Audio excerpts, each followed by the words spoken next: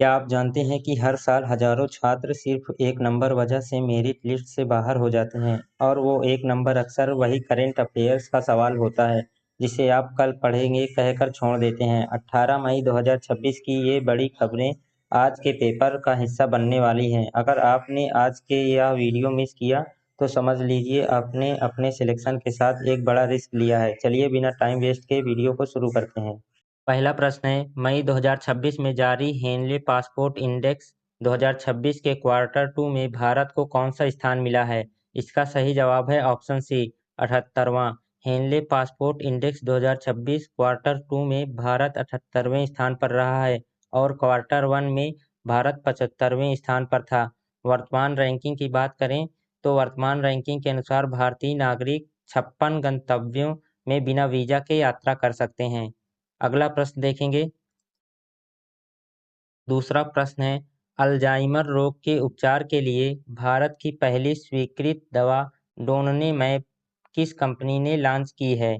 इसका सही जवाब है ऑप्शन बी एली लिली।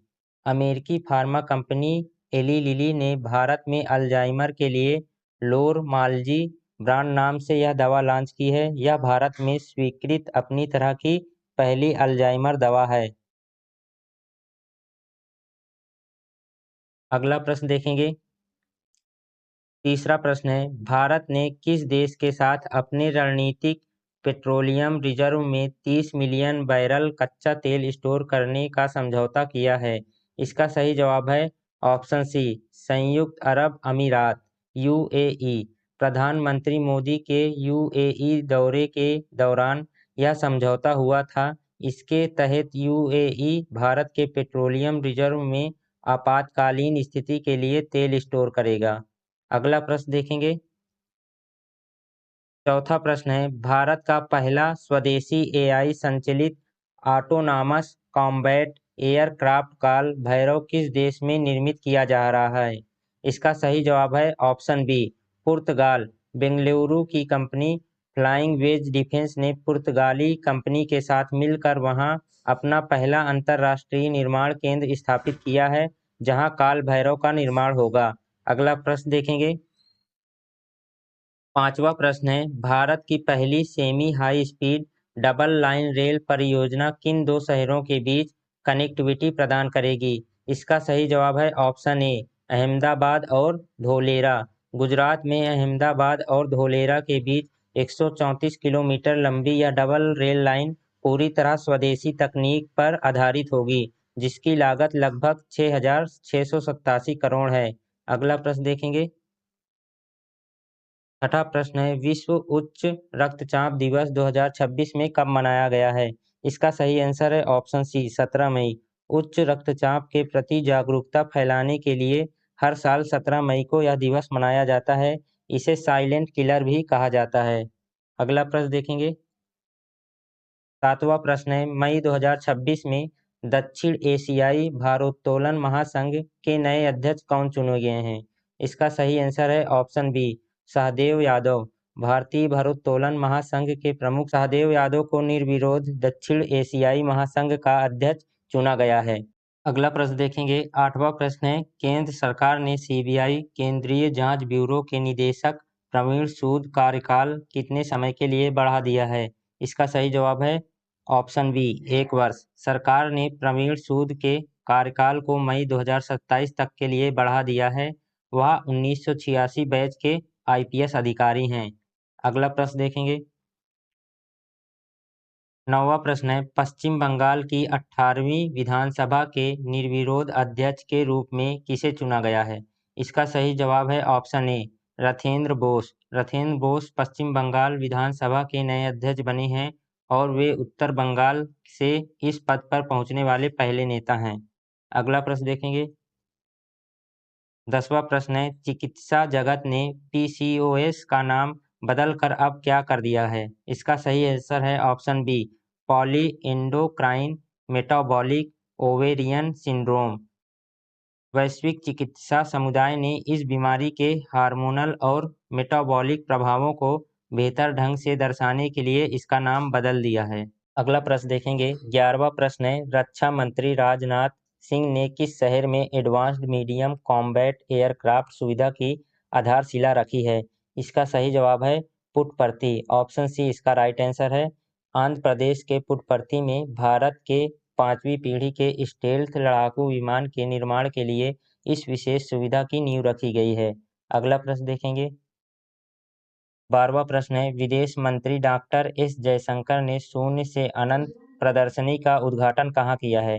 इसका राइट आंसर है ऑप्शन बी न्यूयॉर्क। न्यूयॉर्क में संयुक्त राष्ट्र मुख्यालय के परिसर में भारत द्वारा दुनिया को दिए गए वैज्ञानिक और गणितीय योगदान को दिखाने के लिए इस प्रदर्शनी का उद्घाटन किया गया है। अगला प्रश्न देखेंगे। दिल्ली सरकार ने 90 दिनों का कौन सा विशेष अभियान शुरू किया है? इसका राइट आंसर है ऑप्शन बी मेरा भारत मेरा योगदान। इस अभियान का उद्देश्य ईंधन की बचत, सार्वजनिक परिवहन को बढ़ावा देना और पर्यावरण को स्वच्छ रखना है। अगला प्रश्न देखेंगे। कॉमन क्राइटेरिया डेवलपमेंट बोर्ड की अध्यक्षता 2026 से 2028 के लिए किस देश ने ग्रहण की है? इसका राइट आंसर है ऑप्शन बी भारत। भारत अगले 2 वर्षों के लिए इस बोर्ड की अध्यक्षता करेगा, जो आईटी सुरक्षा उत्पादों के अंतर्राष्ट्रीय मानकों का निर्धारण करता है। अगला प्रश्न देखेंगे। 15वां प्रश्न है, मई 2026 में अंतर्राष्ट्रीय प्रकाश दिवस कब मनाया गया है? इसका राइट आंसर है ऑप्शन बी 16 मई। विज्ञान, संस्कृति और कला में प्रकाश की भूमिका को रेखांकित करने के लिए 16 मई को यह दिवस मनाया जाता है। अगला प्रश्न देखेंगे। 16वां प्रश्न है, भारत की पहली वंदे भारत स्लीपर ट्रेन किन 2 शहरों के बीच शुरू की गई है? इसका राइट आंसर है ऑप्शन बी हावड़ा और गुवाहाटी। भारत की पहली स्वदेशी वंदे भारत स्लीपर ट्रेन पश्चिम बंगाल के हावड़ा और असम के गुवाहाटी के बीच संचालित की गई है और इस ट्रेन का नाम कामाख्या है। नेक्स्ट क्वेश्चन देखेंगे। 17वां प्रश्न है, सऊदी अरब हाल ही में किस संगठन का 26वां सदस्य बना है? इसका राइट आंसर है option B IBCA international big cat alliance. भारत द्वारा शुरू किए गए इंटरनेशनल बिग कैट अलायंस में सऊदी अरब 2026वें सदस्य के रूप में शामिल हुआ है। अगला प्रश्न देखेंगे। 18वां प्रश्न है, राष्ट्रीय आपदा प्रतिक्रिया बल NDRF को हाल ही में किस सम्मान से नवाजा गया है? इसका राइट आंसर है ऑप्शन ए प्रेसिडेंट्स कलर। गृह मंत्री अमित शाह ने NDRF को उनकी उत्कृष्ट सेवा के लिए राष्ट्रपति का यह सर्वोच्च सम्मान प्रदान किया। अगला प्रश्न देखेंगे। 19वां प्रश्न है, लीड्स 2025 और 2026 रिपोर्ट में तटीय राज्यों की श्रेणी में शीर्ष स्थान किसे मिला? इसका राइट आंसर है ऑप्शन सी तमिलनाडु। रसद लॉजिस्टिक्स प्रदर्शन के मामले में तटीय राज्यों में तमिलनाडु पहले स्थान पर रहा, जबकि उत्तर प्रदेश लैंडलॉक्ड राज्यों में शीर्ष पर रहा है। अगला प्रश्न देखेंगे। 20वां प्रश्न है, प्रसिद्ध पुस्तक अपनापन का अनावरण हाल ही में किसने किया है? इसका राइट आंसर है ऑप्शन बी शिवराज सिंह चौहान। केंद्रीय मंत्री शिवराज सिंह चौहान ने प्रधानमंत्री मोदी के साथ अपने 35 वर्षों के अनुभवों पर आधारित इस पुस्तक का अनावरण किया है। तो दोस्तों, ये थे 18 मई 2026 के वो टॉप 20 सवाल जो आपकी किस्मत बदल सकते हैं। याद रखिएगा, कामयाबी रातों रात नहीं मिलती, बल्कि रोजाना की गई छोटी छोटी मेहनत का नतीजा होती है। आज के इन 20 सवालों में से आपका स्कोर क्या रहा है? कमेंट बॉक्स में ईमानदारी से ज़रूर बताएं, क्योंकि आपकी ईमानदारी ही आपका सिलेक्शन की ओर ले जाएगी। अगर आपको ये कोशिश पसंद आई है तो वीडियो को लाइक करें और अपने उन दोस्तों के साथ शेयर करें जो वाकई सीरियस होकर तैयारी कर रहे हैं। ऐसे ही सटीक जानकारी के लिए चैनल को अभी सब्सक्राइब करें और बेल आइकन दबाएं, ताकि कल की क्लास आपसे मिस ना हो। कल फिर मिलेंगे इसी समय नए सवालों और नए जोश के साथ। तब तक पढ़ते रहिए और आगे बढ़ते रहिए।